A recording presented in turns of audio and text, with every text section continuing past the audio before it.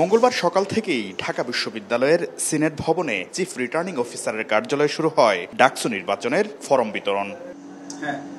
সকাল 10টায় পরিচয়পত্র যাচাই বাছাই শেষে সদস্য পদে সর্বপ্রথম মনোনয়ন ফরম সংগ্রহ করেন বিজয় ৭১ হলের শিক্ষার্থী সজীব। প্রায় ৬ বছর পর ডাকসু নির্বাচনে অংশগ্রহণের প্রথম ধাপ সম্পন্ন করতে পেরে উচ্ছ্বসিত এই শিক্ষার্থী।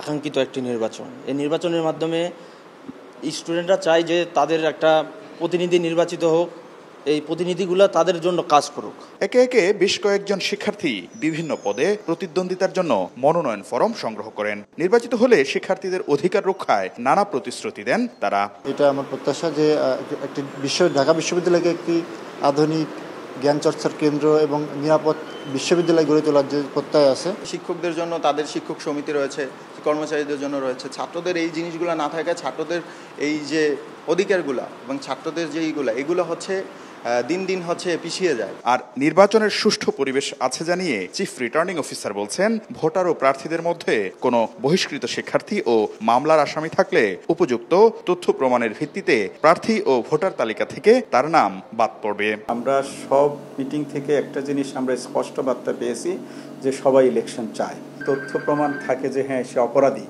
আমরা তাকে ভোটের আগ পর্যন্ত বাদ দেওয়ার জন্য আমরা অলরেডি নোটিশ করেছি, এটা চলমান থাকবে। এদিন হল সংসদের প্রার্থীরাও 18টি আবাসিক হল থেকে মনোনয়ন ফরম সংগ্রহ করেন। আগামী 18 আগস্ট পর্যন্ত ডাকসুর মনোনয়ন ফরম সংগ্রহ করা যাবে, আর 9 সেপ্টেম্বর অনুষ্ঠিত হবে ভোট। শাকির আহমেদ, সময় সংবাদ, ঢাকা।